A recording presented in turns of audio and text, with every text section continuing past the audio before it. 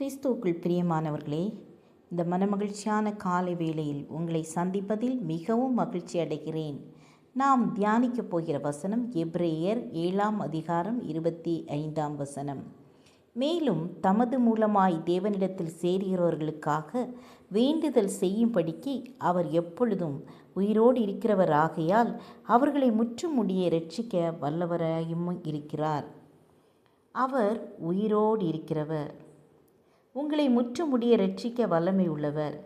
நீங்கள் ஆண்டவரை ஏற்றுக்கொண்டு இரட்சிக்கப்படும் போது மெதுவாக சாத்தான் உங்கள் காதுகள் அண்டையில் வந்து, உங்களால் கடைசி வரை இந்த கிறிஸ்தவ ஓட்டத்தில் நிலைநிற்க முடியாது, கடைசி வரை பாவம் செய்யாமல் இருக்க முடியாது என்று ஓதுவான். கலங்காமல் உடனே அவனை அதட்டுங்கள். என் மீட்பர் உயிருள்ளவராய் இருக்கிறபடியால் என்னை முற்றும் முடிய கடைசி வரை காத்து கொள்வார் என்று சொல்லுங்கள். தமிழ்நாட்டில் தத்துவ சினிமா கவிஞர் ஒருவருக்கு உலகில் கடைசி வரை யார் என்ற கேள்வி உள்ளத்தில் எழுந்தது.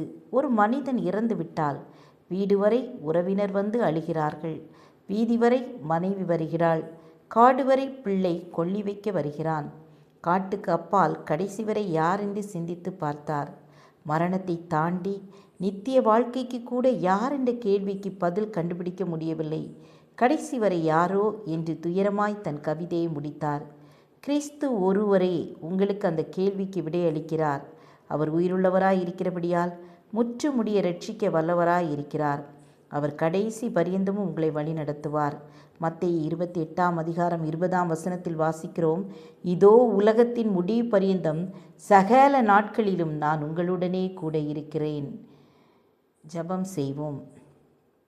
எங்களை மிகவும் அதிகமாய் நேசிக்கிற அன்பின் பிதாவே, உலகத்தின் முடிவு பரியந்தம் சகல நாட்களிலும் எங்களோடு நீங்கள் இருக்கிறதற்காக உமக்கு நன்றி செலுத்துகிறோம்.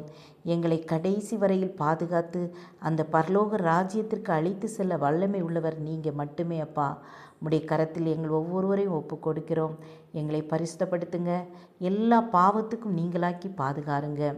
ஒவ்வொரு நாளும் எங்களை ஆசீர்வதித்து வழிநடத்துங்க, எல்லா தீங்குக்கும் நீங்களாக்கி பாதுகாருங்க. இயேசுவின் நாமத்தில் பிதாவே,